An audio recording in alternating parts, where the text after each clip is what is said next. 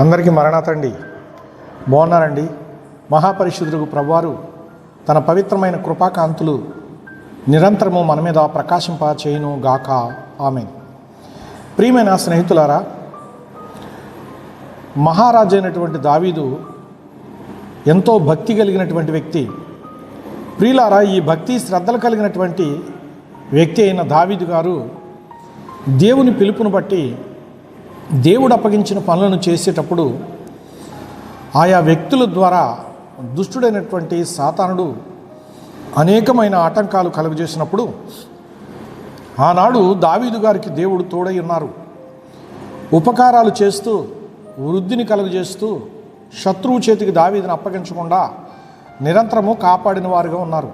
ప్రియులారా, అందువలన దావీదు దేవుని ఎడల భయభక్తులతో కృతజ్ఞతాభావం కలిగినటువంటి వాడై ఆయన చేసిన ఉపకారములో దేనిని మరువకము అని కీర్తన గ్రంథము 103వ అధ్యాయము 2వ వచనము ద్వారా మాట్లాడుతూ ఉన్నారు. ప్రియమైన స్నేహితులారా, ఆయన అని సంబోధించారు. ఆయన అనగా భూమిని, ఆకాశమును, సముద్రమును, ఆకాశమందలి నక్షత్రములను, సూర్యచంద్రులను, సర్వసృష్టిని సృజించినటువంటి సృష్టికర్త అయినటువంటి దేవుడు.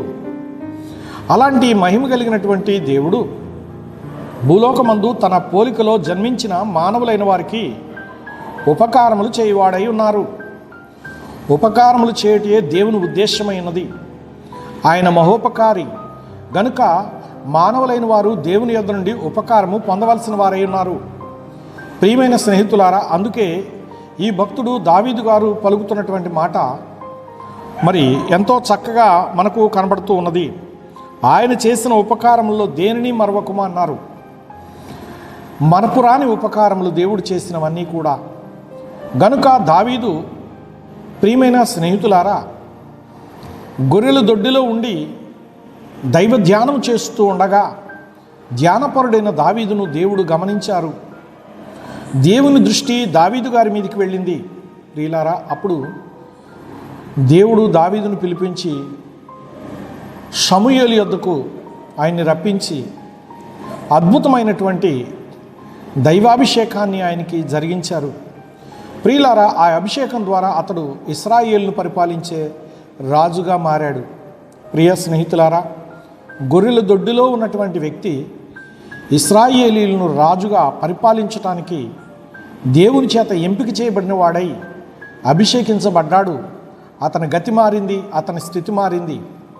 ప్రియ స్నేహితులారా, అప్పటి వరకు ఉన్నటువంటి అతని తల మీద ఉన్న పాగా తొలగిపోయి రాజ కిరీటమే అతడు ధరించుకొనడానికి అర్హుడయ్యాడు అభిషేకం ద్వారా. ప్రియులారా, దేవుని దృష్టిలోనికి నీ వెళ్ళినప్పుడు నీ స్థితి, నీ గతి మారుతుంది. కనుక ఒకసారి దేవునికి ప్రార్థించి చూడు. నీ ప్రార్థన ఆలకించిన దేవుడు నీ స్థితిగతులను మారుస్తాడు. ప్రియ స్నేహితులారా, ఈ రీతిగా సర్వోన్నతుడైనటువంటి దేవుడు భూలోకమందున్నటువంటి మానవులను నిరంతరము చూస్తూ ఉన్నాడు. నీవేమి చేయుచున్నావో ఆయనకు తెలుసు. నీవు లేచుట, కూర్చుండుట, నీవు పనిచేయుట, నీవు పండుకునుట, నీవు తలంచుకునుట అనగా ఆలోచించుకునుట, ఇవన్నీ ప్రభు వారికి తెలిసే ఉన్నవి అని ప్రభు సెలవిస్తున్నారు. ప్రియులారా, గనుక అన్నింటిలోనూ మనందరికీ ఉపకారములు చేయువాడు దేవుడు. గనుక అట్టి ఉపకారి అయిన దేవుడు నిరంతరము స్తుతించి మరింత మేలు పొందుకుందాం. అట్టి దీవెనలు ప్రభువారు మీకును మీ బిడ్డలకును మీరు జరిగించు ప్రతి కార్యమునకును నిండుగా మెండుగా తన మహిమ కలిగిన బాహువులోని దీవెనలు ఇచ్చి ఫలింపచేయును గాక. ఆమేన్. చిన్న ప్రార్థన చేద్దామండి. ప్రాణదుర్గమైన మా పరలోకపు తండ్రి, నీ పవిత్ర పాదాలకు నమస్కరిస్తూ ప్రభువా, ఇదిగో ఈ సృష్టిలో ఉన్న సర్వమానవులు నీ చేతులకు అప్పగిస్తున్నాను. ప్రభువా, వీళ్ళైన వారు నీ తట్టు చూస్తూ ఉన్నారు. వారిని కనికరించి వారి అవసరతల అక్కరలన్నింటినీ తీర్చుమని, వారి స్థితిగతులు మార్చుమని, భవిష్యత్తు లేకుండా బాధపడుతున్న బిడ్డలకు భవిష్యత్ ప్రసాదించుమని సకల యుగములలోనూ జీవించి ఉన్న జీవాధిపతి యేసు నామములో ప్రార్థించి నీ చేతికి అప్పగిస్తున్నాను పరమ తండ్రి.